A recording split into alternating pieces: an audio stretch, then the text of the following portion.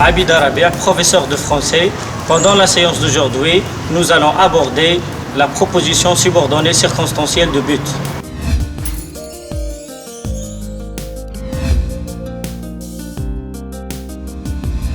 Qu'exprime cette subordonnée circonstancielle de but? Sheima? La subordonnée circonstancielle de but indique l'intention ou dans quel but se fait l'action du fait principal. Comment on introduit cette subordonnée circonstancielle de but? Selma? Elle est introduite par des conjonctions de subordination pour, afin de, pour que, etc. D'accord. Alors, quelle est la fonction grammaticale de cette subordonnée dans la phrase? Soukaina? Elle occupe la fonction d'un complément circonstanciel de but. Elle occupe la fonction d'un complément circonstanciel de but. Et quels sont les modes verbaux utilisés dans cette subordonnée? Badr? Les modes verbaux sont l'infinitif ou le subjonctif. D'accord. Donc, pour étudier cette subordonnée circonstancielle de but, je vous propose l'image suivante. Donc, observez l'image. Qu'est-ce que vous voyez? Badruddin? Je vois un enfant. Tu vois un enfant. Regardez l'enfant. À quoi pense-t-il? Qu'est-ce qu'il se dit? Mohamed? Afin de réaliser mon rêve, je dois bien travailler. Très bien.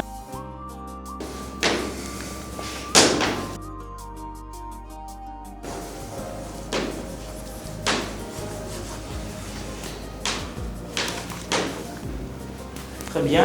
Qu'est-ce qu'il se dit encore? Ayoub? Je dois bien travailler pour ne pas échouer à l'examen. Très bien.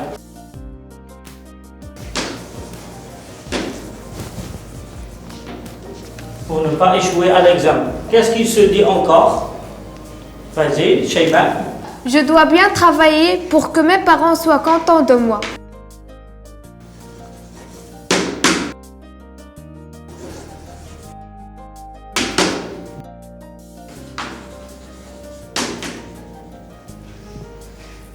Très bien. Qui nous lit ces phrases? Afin de réaliser mon rêve, je dois bien travailler. Je dois bien travailler pour ne pas échouer à l'examen. Je dois bien travailler pour que mes parents soient contents de moi. Encadrez la subordonnée circonstancielle de but et soulignez le moyen qui sert à l'introduire. Faites le travail.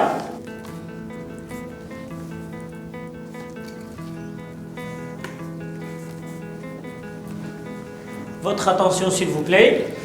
Alors la première phrase qui passe au tableau pour encadrer la subordonnée circonstancielle de but et souligner le moyen qui sert à l'introduire. Vas-y Selma.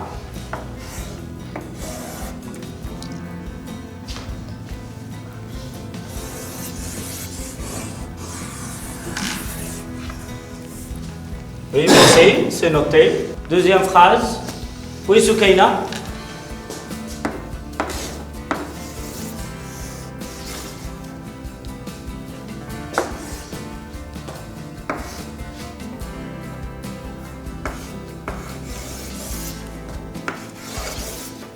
Tu encadres. J'ai encadré avec le jaune. Non.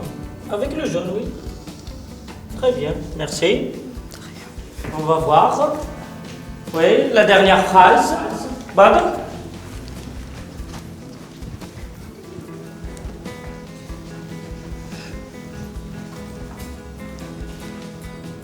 Tu encadres, tu soulignes la conjonction et tu encadres la proposition subordonnée circonstancielle de but.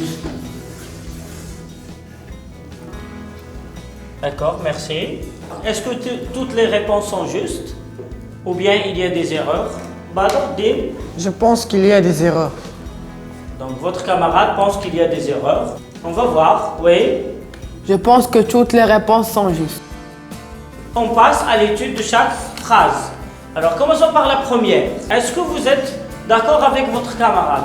Elle a encadré la phrase « je dois bien travailler » parce qu'elle croit que c'est la subordonnée circonstancielle de but. Est-ce que sa réponse est juste? Oui, Badruddin? Non, monsieur. Pourquoi non? La phrase encadrée est la proposition principale. La subordonnée de but est la proposition qui vient juste après la conjonction ou la locution conjective qu'il introduit. Dans cette phrase, la subordonnée de but réaliser mon rêve. Très bien. Donc, effectivement, la phrase encadrée « je dois bien travailler », ce n'est pas la subordonnée circonstancielle de but, mais c'est plutôt la proposition principale. Donc, on passe à la deuxième phrase. Alors, est-ce que vous avez des remarques à propos de la deuxième phrase? Je dois bien travailler pour ne pas échouer à l'examen. Est-ce que votre camarade a bien répondu à la question? Oui, Mohamed? Non, monsieur. Pourquoi c'est non? Comment tu le sais, Mohamed? La proposition encadrée n'est pas un subordonné de but. Le verbe travailler est le verbe de la principale.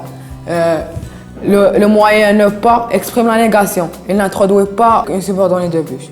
Il n'introduit pas la subordonnée circonstancielle de but, effectivement. Donc le verbe travailler fait partie de la proposition principale. Comment peut-on corriger? Qu'est-ce qu'on doit encadrer? Où est la subordonnée circonstancielle de but? Mohamed, toujours. Pour ne pas échouer à l'examen. Donc la proposition subordonnée circonstancielle, c'est pour ne pas échouer à l'examen. Quel est le moyen utilisé pour l'introduire? Pour. Très bien. Passons maintenant à la troisième phrase. Je dois bien travailler pour que mes parents soient contents de moi. Votre camarade a encadré mes parents soient contents de moi et souligné pour que. Est-ce que vous partagez sa proposition? Ayoub? La réponse de mon ami est juste. La subordonnée de but, c'est mes parents soient contents de moi. Le moyen? Le moyen utilisé pour que. Le moyen utilisé, c'est pour que. La proposition subordonnée circonstancielle de but, c'est mes parents soient contents de moi. Elle est introduite par l'expression pour que. Alors maintenant, soulignez le verbe de cette proposition et indiquez quel mode il est conjugué. Allez-y, faites le travail.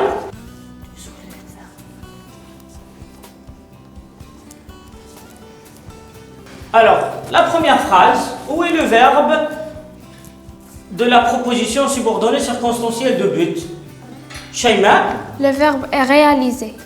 Très bien, donc je note. Le verbe c'est Réaliser. réaliser, je souligne. À quel mode il est conjugué? Ce verbe est conjugué au mode subjonctif Au mode subjonctif. Pourquoi? parce qu'il y a la préposition de. Deuxième phrase, Selma. Le verbe de cette phrase, c'est échouer. Donc le verbe c'est échouer. À quel mode il est conjugué? Il est en mode subjonctif aussi, car il y a la négation. Oui, la dernière phrase, où est le verbe? Soukaina. C'est le verbe être au présent parce que la terminaison est nt. Parce qu'il se termine par nt, donc je note ta réponse. Très bien. Passons maintenant à la vérification des réponses de vos camarades. Badr, Non, monsieur, je ne suis pas d'accord. pourquoi tu n'es pas d'accord? Car les deux verbes réaliser et échouer se terminent par ER, donc ils sont à l'infinitif. Très bien, donc ils se terminent par ER. Donc ces deux verbes sont à l'infinitif, ils n'ont pas au subjonctif. Est-ce que vous êtes d'accord avec votre camarade? Oui, monsieur, je suis d'accord. Très bien, donc je corrige.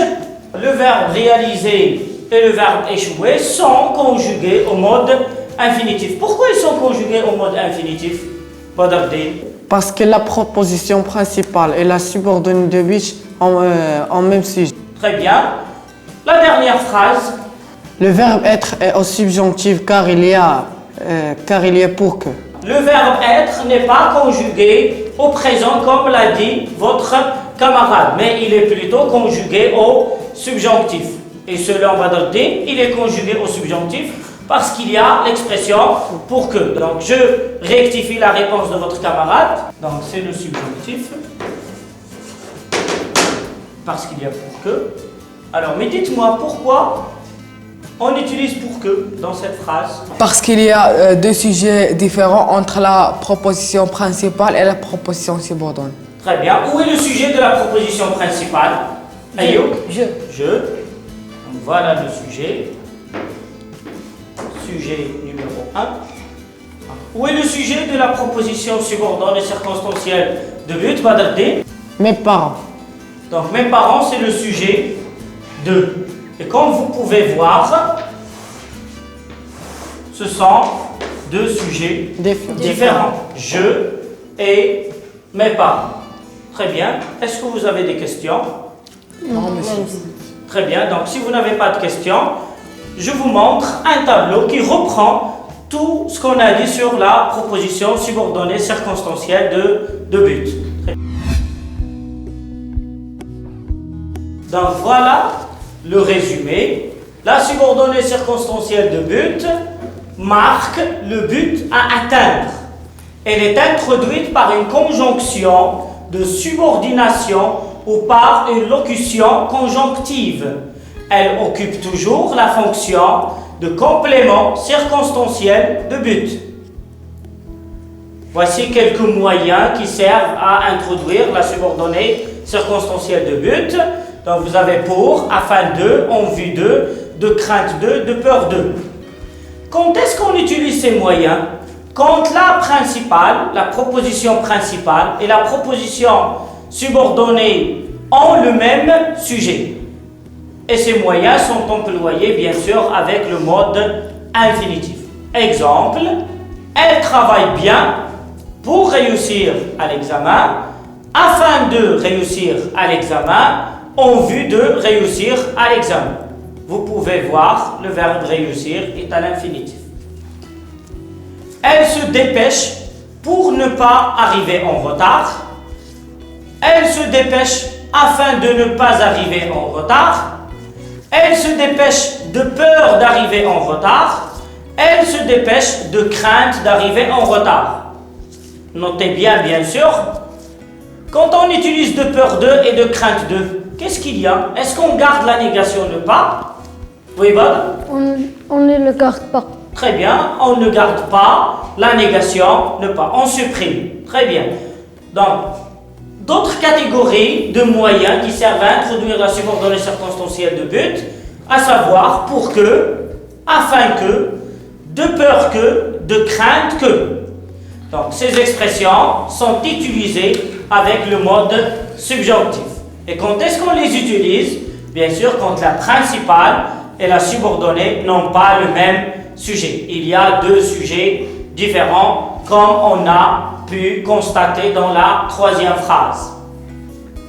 Exemple, l'enfant travaille bien pour que ses parents soient contents de lui.